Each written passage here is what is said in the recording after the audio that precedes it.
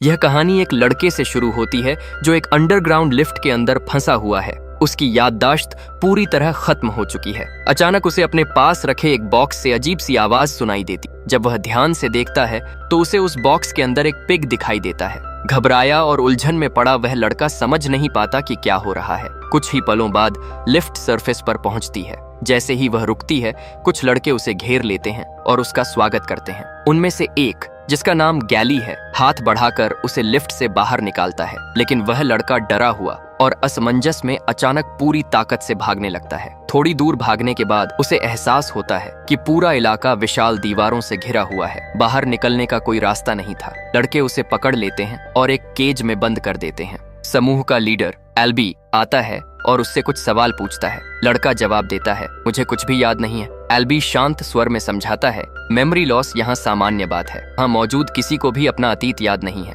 सबको सिर्फ अपना नाम याद रहता है, और वह भी 1-2 दिन बाद याद आता है। जब लड़का दोबारा भागने की कोशिश न करने का वादा करता है, तब एल्बी उसे छोड़ देता है। फिर वह उसे पूरे एरिया का टूर करवाता है। टूर के दौरान एल्बी बताता है कि वे सब यहाँ साथ मिलकर रहते हैं और सरवाइव करने के लिए काम करते हैं। उन्होंने शेल्टर्स बनाए हैं, खाना हंट करते हैं और अपनी जरूरत की हर चीज मैनेज करते हैं।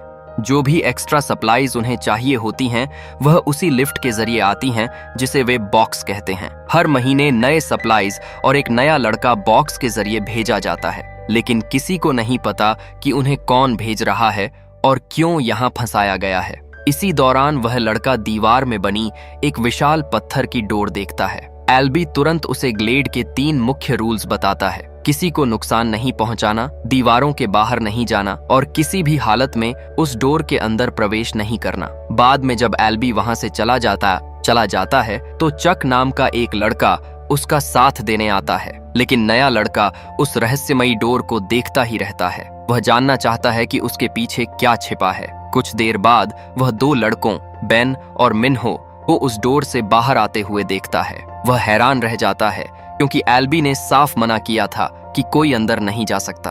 चक समझाता है कि केवल कुछ खास लड़के ही अंदर जा सकते हैं। उन्हें रनर्स कहा जाता है। उनका काम मेज के अंदर जाकर रास्ता ढूंढना है। यह सुनकर वह लड़का और ज्यादा क्यूरियस हो जाता है। अपनी जिज्ञासा को काबू में न रख पाने के कारण वह डोर के और करीब चला गया ताकि उसे ध्यान से देख सके। तभी अचानक गैली ने उसे जोर से धक्का दिया, जिससे वह जमीन पर गिर पड़ा। लड़का गुस्से में सब पर चिल्लाने लगा। इससे पहले कि वह और कुछ कह पाता, वह विशाल दरवाजा अपने आप तेज आवाज के साथ धीरे धीरे बंद हो गया। उस शाम नए लड़के के आने की खुशी में एक वेलकम पार्टी रखी गई, लेकिन गर्मजोशी की जगह कई लड़कों ने उसका मजाक उड़ाया और चिल्लाने लगे। इसी दौरान न्यूट नाम का एक लड़का समझाता है कि हर सुबह सूर्योदय के समय रनर्स मेज के अंदर जाते हैं, उसका नक्शा बनाते हैं और बाहर निकलने का रास्ता खोजते हैं। पिछले 3 सालों से वे लगातार खोज कर रहे थे, लेकिन अभी तक किसी को कोई रास्ता नहीं मिला था और हर रनर को रात होने से पहले वापस आना अनिवार्य था। अगर कोई समय पर वापस नहीं आता तो उसे रात मेज के अंदर ही बितानी पड़ती, और अब तक जो भी रात मेज के अंदर रुका था वह कभी जिंदा वापस नहीं लौटा, क्योंकि उस मेज के अंदर भयानक जीव रहते थे जिन्हें ग्रीवर्स कहा जाता था। नया लड़का हर हाल में रनर बनना चाहता था, लेकिन न्यूट ने बताया कि रनर बनने के लिए खास स्किल्स और एबिलिटीज चाहिए होती हैं और उन्हें चुनकर बनाया जाता है। अचानक गैली और उसका दोस्त उसे फिर से धक्का दे देते हैं। गैली उसे रेसलिंग मैच के लिए चुनौती देता है। नियम सीधा था, जो दूसरे को घेरे से बाहर फेंक देगा वही जीतेगा। नया लड़का तुरंत मान जाता है। जैसे ही मुकाबला शुरू होता है, गैली अपनी ताकत और स्किल दिखाने लगता है। थॉमस, जो अभी तक अपना नाम नहीं जानता था, पूरी कोशिश करता है मुकाबला करने की, लेकिन गैली उसे जोर से लात मार देता है और वह गिर जाता है। उसका सिर जमीन से जोर से टकराता है, लेकिन अजीब बात यह होती है कि उसी चोट के कारण उसकी खोई हुई यादें अचानक जाग उठती हैं और उसे अपना असली नाम याद आ जाता है, थॉमस। उसी रात थॉमस एक अजीब सपना देखता है। सपने में वह कभी दौड़ रहा होता है, कभी एक लैब के अंदर फंसा होता है और एक महिला की आवाज बार बार कहती है, विकेड इज गुड। अगली सुबह एल्बी उसे एक दीवार के पास ले जाता है जहां सभी लड़कों के नाम लिखे हुए थे। थॉमस देखता है कि कुछ नामों पर क्रॉस का निशान बना हुआ है। एल्बी बताता है कि वे उन लड़कों के नाम हैं जो अब उनके बीच नहीं रहे, जो मर चुके हैं। बाद में थॉमस जंगल में कुछ सामान लेने जाता है। वहां वह पेड़ों से लटके हुए कंकाल देखता है। तभी उसकी मुलाकात बेन से होती है, जो अजीब व्यवहार कर रहा था। थॉमस कुछ समझ पाता उससे पहले ही बेन उस पर हमला कर देता है। थॉमस एक कंकाल की हड्डी से बेन के सिर पर वार करता है और वहां से भाग जाता है, मदद के लिए चिल्लाता हुआ। बेन बिना रुके उसका पीछा करता रहता है। किस्मत से थॉमस समय रहते कैंप में पहुंच जाता है, जहां न्यूट बेन के सिर पर वार करके उसे रोक देता है। वे बेन को पकड़ लेते हैं और उसके पेट पर एक अजीब सा घाव देखते हैं। यह देखकर वे उसे एक केज में बंद कर देते हैं। एल्बी थॉमस को बताता है कि बेन चेंजिंग नाम की प्रक्रिया से गुजर रहा है। यह तब होता है जब किसी को मेज के अंदर ग्रीवर डंक मार देता है, लेकिन यह पहली बार था जब यह घटना दिन के उजाले में हुई थी। बेन की हालत बिगड़ती देखकर वे मेज का दरवाजा बंद होने से ठीक पहले उसे अंदर धकेल देते हैं। उस रात थॉमस फिर वही सपना देखता है। वह उसी महिला को लैब में देखता है और इस बार उसके साथ एक लड़की भी होती है जो उसी एक्सपेरिमेंट का हिस्सा थी। अगली सुबह थॉमस देखता है कि एल्बी मेज के अंदर चला गया है, जबकि वह रनर नहीं था। न्यूट बताता है कि एल्बी बेन के पैरों के निशानों का पीछा करने गया है ताकि पता लगा सके कि उसे कहां डंक मारा गया था। वह यह भी बताता है कि एल्बी यहां आने वाला पहला व्यक्ति था। उसने पूरे 1 महीने तक अकेले यहां सरवाइव किया था, उससे पहले कि बाकी लड़के लिफ्ट के जरिए आए। उस शाम सभी लोग चिंतित हो जाते हैं क्योंकि एल्बी और बाकी रनर्स अभी तक वापस नहीं लौटे थे। वे मेज के दरवाजे के पास खड़े होकर बेचैनी से इंतजार करते हैं। कुछ देर बाद वे मिन्हो को अपनी तरफ आते हुए देखते हैं। वह अपने कंधे पर घायल एल्बी को उठाए हुए था, लेकिन इससे पहले कि मिन्हो गेट तक पहुंच पाता, विशाल दरवाजे बंद होने लगते हैं। सब घबरा जाते हैं क्योंकि वे समय पर बाहर नहीं निकल पाएंगे। बिना सोचे समझे थॉमस सीधा मेज के अंदर दौड़ जाता है ताकि उन्हें बचा सके। दरवाजे उसके पीछे तुरंत बंद हो जाते हैं। अंदर थॉमस देखता है कि एल्बी बेहोश पड़ा है और समझ जाता है कि उसे ग्रीवर ने डंक मारा है। मिन्हो बताता है कि उसने एल्बी को इसलिए बेहोश किया ताकि वह दर्द से तड़पे नहीं। तभी उन्हें एक ग्रीवर की डरावनी गर्जना सुनाई देती है। थॉमस किसी भी हालत में एल्बी को बचाना चाहता था, लेकिन मिन्हो कहता है कि एक बार डंक लगने के बाद बचना नामुमकिन है। थॉमस हार मानने से इनकार कर देता है। वह पास की दीवार पर उगी मोटी बेलों वाइन्स को देखता है। मिन्हो की मदद से वह एल्बी को उन बेलों के बीच छिपाकर बांध देता है। इसी दौरान एक ग्रीवर रेंगता हुआ उनके पास आता है। उसे देखकर मिन्हो अपनी जान बचाने के लिए भाग जाता है, लेकिन थॉमस वहीं छिपा रहता है। वह प्राणी न तो एल्बी को देख पाता है न थॉमस को। अपने छिपने की जगह से थॉमस एक चौंकाने वाली बात समझता है। ग्रीवर कोई जीवित राक्षस नहीं है, वह एक मशीन है। उसे डरावना दिखने के लिए बनाया गया है, लेकिन वह असल में एक रोबोट है। जब ग्रीवर वहां से चला जाता है, थॉमस एल्बी को देखने लौटता है, लेकिन अचानक उसे अपने कंधे पर कुछ महसूस होता है। जब वह ऊपर देखता है तो दूसरा ग्रीवर उसके सामने खड़ा होता है। वह तुरंत हमला कर देता है और थॉमस पूरी ताकत से भागने लगता है। उसे समझ आता है कि सिर्फ दौड़कर वह नहीं बच सकता। जल्दी सोचते हुए थॉमस दीवार पर उगी बेलों पर चढ़ जाता है। ग्रीवर भी उसके पीछे कूदता है, लेकिन उसके पंजे बेलों में फंस जाते हैं, जिससे थॉमस को भागने का मौका मिल जाता है। तभी मिन्हो वापस आता है। थॉमस पास में बंद होती दीवारों को देखता है और उसके दिमाग में एक आइडिया आता है। वह ग्रीवर को उस संकरे रास्ते की तरफ लुभाता है। जैसे ही दीवारें जोर से बंद होती हैं, वह विशाल प्राणी तुरंत कुचल जाता है। अगली सुबह सब लोग हैरान रह जाते हैं। थॉमस और मिन्हो जिंदा वापस लौटे थे और एल्बी को भी साथ लाए थे। ऐसा पहले कभी नहीं हुआ था। मिन्हो सबको बताता है कि थॉमस की सूझबूझ की वजह से वे एक ग्रीवर को मारने में सफल हुए। बाद में एक मीटिंग होती है। गैली मांग करता है कि थॉमस को नियम तोड़ने के लिए सजा दी जाए, लेकिन मिन्हो कहता है कि थॉमस की बहादुरी और समझदारी के कारण उसे रनर बना देना चाहिए। ज्यादातर लोग मिन्हो से सहमत होते हैं, सिवाय गैली के। अचानक लिफ्ट के ऊपर आने की आवाज सुनाई दी, जो इतनी जल्दी नहीं आनी चाहिए थी। जब वे वहां पहुंचते हैं तो उन्हें अंदर एक लड़की मिलती है। थॉमस उसे देखते ही ठिठक जाता है। वह वही लड़की थी जिसे उसने अपने सपनों में देखा था। उसके पास एक नोट रखा था जिस पर लिखा था, she is the last one ever to arrive. अचानक लड़की होश में आती है और थॉमस का नाम लेकर पुकारती है। फिर वह दोबारा बेहोश हो जाती है। उसे पास की एक हट में ले जाया जाता है। थॉमस कहता है कि वह मेज में दोबारा जाना चाहता है। उसके सवालों के जवाब अब भी बाकी थे। यह सुनकर मिन्हो 3 और रनर्स को साथ लेकर मेज के अंदर जाता है। जब वे मेज के अंदर पहुंचते हैं तो उन्हें मरे हुए ग्रीवर का शरीर मिलता है। वे उसका एक पैर काटते हैं और उसके अंदर एक अजीब सा डिवाइस जुड़ा हुआ पाते हैं। वे उस डिवाइस को जांच के लिए साथ ले आते हैं। हट के अंदर वे उसे ध्यान से देखते हैं और उस पर विकेड लिखा हुआ पाते हैं, वही शब्द जो बॉक्स से आने वाली सप्लाईज पर भी लिखा होता था। अब यह साफ हो जाता है कि जो भी उन्हें सप्लाईज भेज रहा था वही ग्रीवर्स को भी बना रहा था। थॉमस उस डिवाइस को ध्यान से स्टडी करता रहता है। दूसरी तरफ गैली बार बार कहता है कि थॉमस ने बहुत नियम तोड़े हैं और उसे सजा मिलनी चाहिए, लेकिन न्यूट असहमत होता है। वह कहता है कि थॉमस को एक और रात मेज के अंदर बितानी चाहिए। अगर वह जिंदा लौट आता है तो उसे आधिकारिक रूप से रनर बना दिया जाएगा। बाद में मिन्हो थॉमस को मेज का एक बड़ा नक्शा दिखाता है जो उसने खुद बनाया था। मेज 8 अलग अलग सेक्शंस में बंटा हुआ था। हर सेक्शन हर दिन अलग पैटर्न में खुलता था। थॉमस डिवाइस पर लिखे हुए नंबर 7 को देखता है और अंदाजा लगाता है कि मरा हुआ ग्रीवर सेक्शन 7 से आया होगा। उसी समय लड़की फिर से होश में आती है।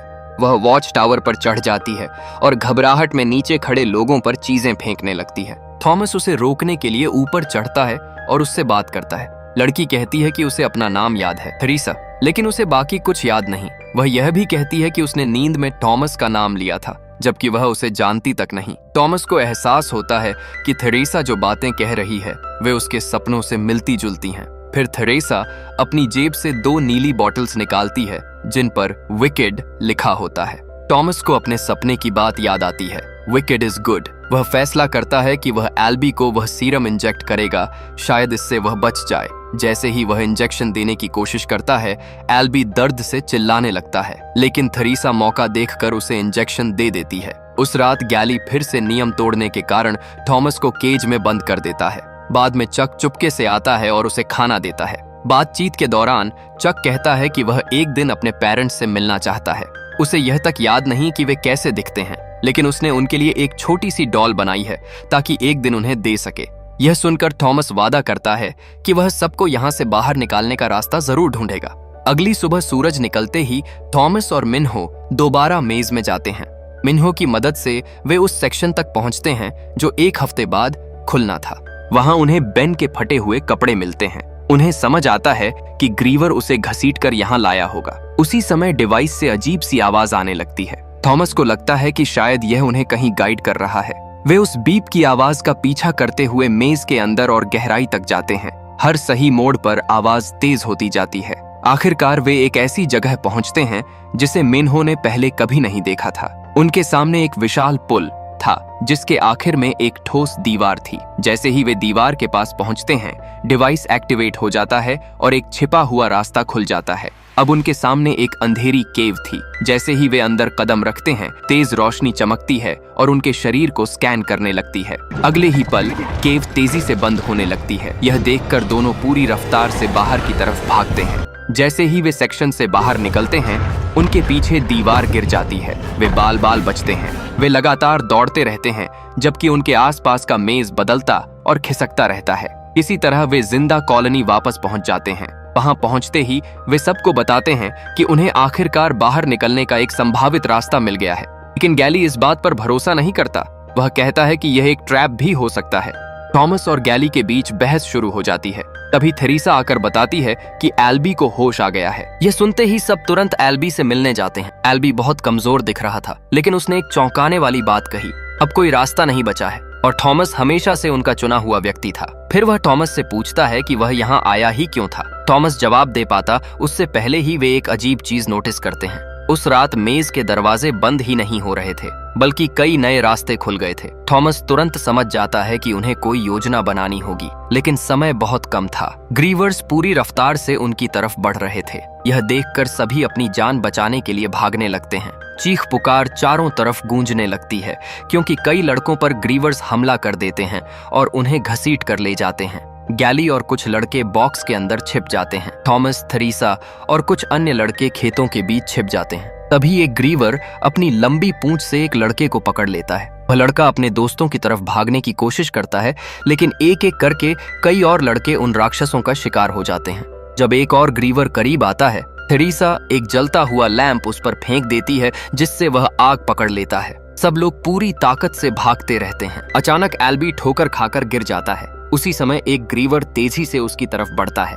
थॉमस उसके सामने खड़ा हो जाता है और डिवाइस उठाकर उसे रोकने की कोशिश करता है। उधर बाकी लड़के पीछे से ग्रीवर पर हमला करते हैं, जिससे उन्हें भागने और पास की एक हट में छिपने का मौका मिल जाता है। लेकिन खतरा अभी खत्म नहीं हुआ था। अगले ही पल एक ग्रीवर छत तोड़कर अंदर घुसता है, एक लड़के को पकड़ता है और गायब हो जाता है। वह चक को भी पकड़ने की कोशिश करता है, लेकिन थॉमस और बाकी लड़के मिलकर उसे बचा लेते हैं। लेकिन इससे पहले कि वे कुछ समझ पाते, वही प्राणी एल्बी को उठाकर हवा में ले जाता है। जब सब कुछ खत्म हो जाता है और वे बाहर निकलते हैं तो देखते हैं कि उनके अलावा सिर्फ वही लोग बचे हैं जो बॉक्स के अंदर छिपे थे। तुरंत गैली गुस्से में थॉमस को मारने लगता है, उसे हर चीज के लिए दोषी ठहराते हुए।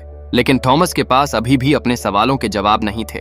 निराशा में वह खुद को ग्रीवर के जहर का इंजेक्शन लगा लेता है। कुछ ही पलों में वह बेहोश हो जाता है। बेहोशी की हालत में वह फिर वही सपना देखता है और थेरेसा एक लैब में होते हैं जहां छोटे लड़कों पर एक्सपेरिमेंट्स किए जा रहे थे। जब वह होश में आता है तो उसके पास सिर्फ थेरेसा होती है। कुछ लड़के उसे बताते हैं कि उसके बेहोश रहने के दौरान गैली ने सब पर कब्जा कर लिया है और सबको यकीन दिला दिया है कि यह सब थॉमस की गलती है।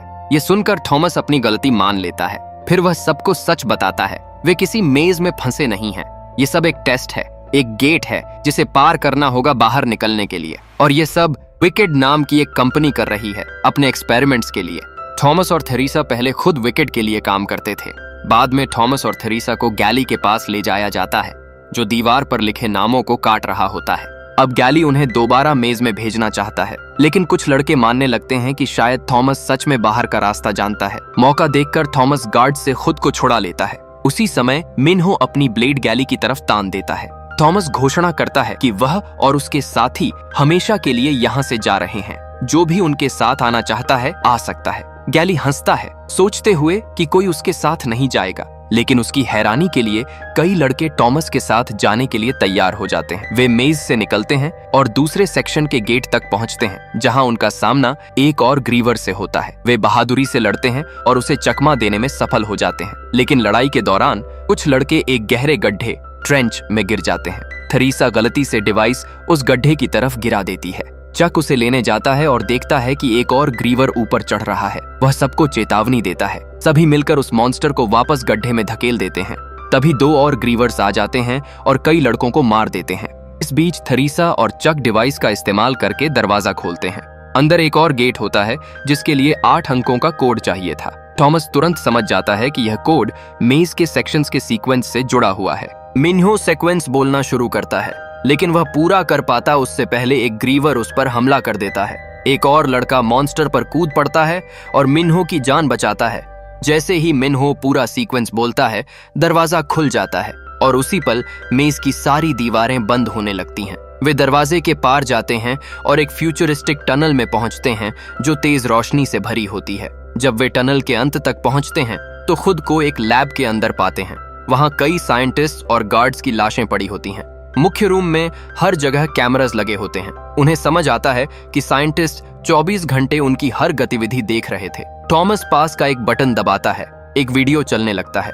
उस वीडियो में वही महिला दिखाई देती है जिसे थॉमस अपने सपनों में देखता था, डॉक्टर एवा।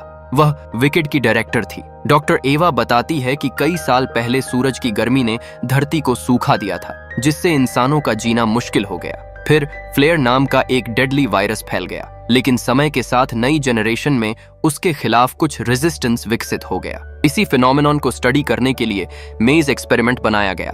अपना मैसेज देने के बाद वीडियो में दिखाया जाता है कि डॉक्टर आवा को मार दिया गया। तभी अचानक गैली वहां प्रकट होता है। थेरेसा तुरंत समझ जाती है कि वह इन्फेक्टेड हो चुका है। वह अचानक हथियार उठाकर उन पर गोली चलाता है, लेकिन इससे पहले कि वह और नुकसान करे, मिन्हो अपना भाला फेंककर उसे मार देता है। दुर्भाग्य से गैली की चलाई गोली चक को लग चुकी होती है। चक मरते हुए थॉमस को धन्यवाद कहता है। वह अपनी छोटी डॉल पकड़े रहता है। उसी भावुक पल में एक दरवाजा खुलता है और हथियारबंद सोल्जर्स अंदर आते हैं। वे बचे हुए लोगों को बचाते हैं और हेलीकॉप्टर में बैठाकर ले जाते हैं। जब हेलीकॉप्टर उड़ता है तब खुलासा होता है कि डॉक्टर एवा अभी भी जिंदा है।